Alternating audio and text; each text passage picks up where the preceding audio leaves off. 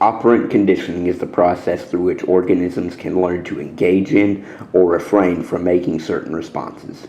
It was most famously explored by B.F. Skinner in the 1930s and 40s.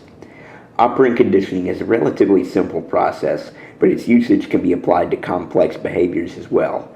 There are two main components of operant conditioning that ultimately influence an organism's behavior: punishment and reinforcement.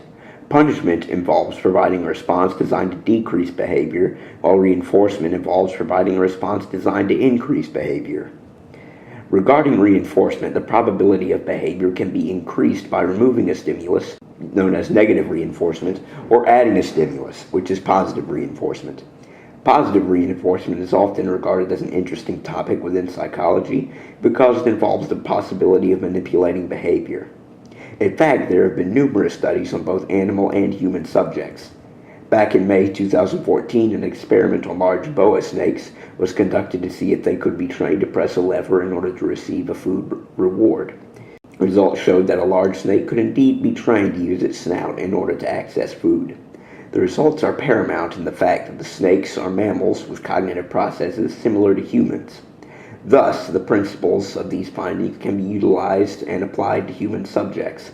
Based on findings similar to this, operant conditioning has been used to treat psychological disorders. Back in the 1960s, a group of doctors wanted to use positive reinforcement to condition a young anorexic girl to feel better about eating. So the researchers carefully designed a program using positive reinforcement to condition the girl to eat. Initially, the researchers did nothing in order to establish a baseline for her behavior.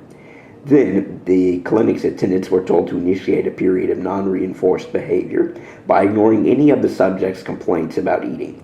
During this time, the nurses were to ignore all the patient's claims of aches and pains in regards to eating. Finally, the attendants were instructed to initiate a positive reinforcement period in which the nurses were instructed to award the subject with high praises based on how much food she had eaten, and she was granted certain privileges based on how much weight she had gained. Initially, praises and other rewards were given for smaller amounts of food, but gradually the amount necessary to be eaten to gain a reward increased. Any positive statements the subject made toward the idea of eating were given high praise as well. This procedure was found to be pretty effective for treating anorexia. As such, we suppose that a mother could use it just as effectively when dealing with her picky daughter. Your teacher called me today. She said you're still not eating at lunch.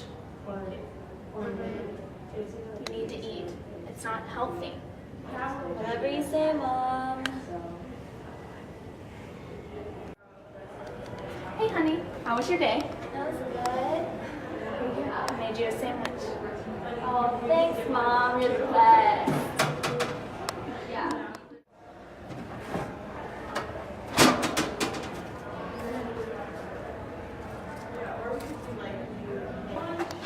Christina still isn't eating.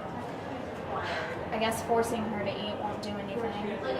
I'll try to use positive reinforcement instead. Be extra nice. Hey, honey. I tried to make you something new. I think you'll really like it. You should try it. Good job, honey. I'm so proud of you. You should take another bite.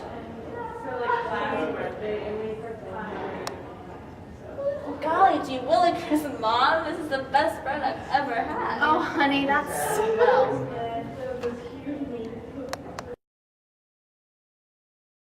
This video depicts the operant conditioning method of positive reinforcement, in which a mother is able to condition her daughter to eat food, even though she is a picky eater. Like the study with the anorexic girl, the positive reinforcement comes into play when the daughter eats the food because the mother provides her with praise. Thus, positive reinforcement seems to be a useful method for increasing food consumption and potentially mitigating the negative effects of other psychiatric disorders.